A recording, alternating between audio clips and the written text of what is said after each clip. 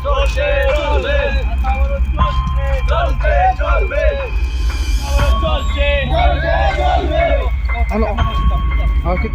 সমস্যা হলো জলের সমস্যা।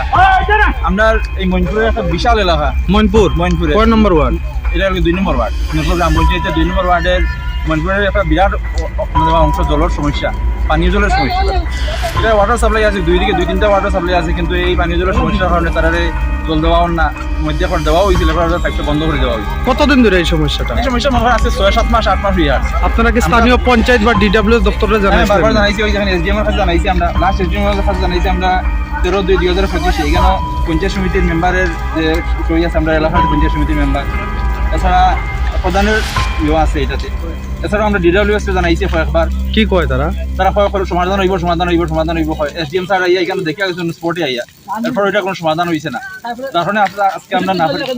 হ্যাঁ, এরপর নুরপুরের দেখেন এই জলের কিছু সমস্যা আছে। এছাড়া এই এগ্রিকালচারের আমরা যে জমিগুলো আছে, প্রায় অনেকখানি জমি আছে, এদিকে জলের সমস্যা। এই ওয়াটার সাপ্লাই ডিডব্লিউএস সহ বিভিন্ন ওয়াটার সাপ্লাই যে ওভারফ্লো জলে এই ক্ষেতের জমিগুলো নষ্ট করে দিতে আছে। এইগুলোর কোনো সমাধান আজকে পর্যন্ত নাই। আমরা পর্যন্ত অন্য কোনো সমাধান বাইর করে যে এই ক্ষেতের জমি দিকে না জলটা, কিন্তু এটার কোনো সমাধান নেই।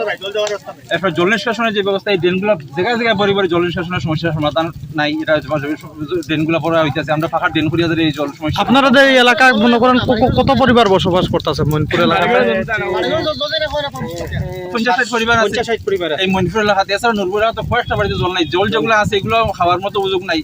এখানে আয়রন রিমুভাল যে প্যান্ট বানিয়ে হয়েছে না ওয়াটার সাপ্লাইতে, আয়রন খাওয়া যায় না। আজকে মানে এখন পথ অবরোধ করার পর প্রশাসনে কেউ আইছিল নি? না, এখন পর্যন্ত কি চাইতেছে অবরোধ? আমরা চাই যে এটার উপযুক্ত সমাধান হোক, তারা হোক, আমরা সমাধান হবে করে দেবে, এটা আমরা হোক। আপনার নামটা? আমার নাম সৈয়দ শামসুদ্দোহা।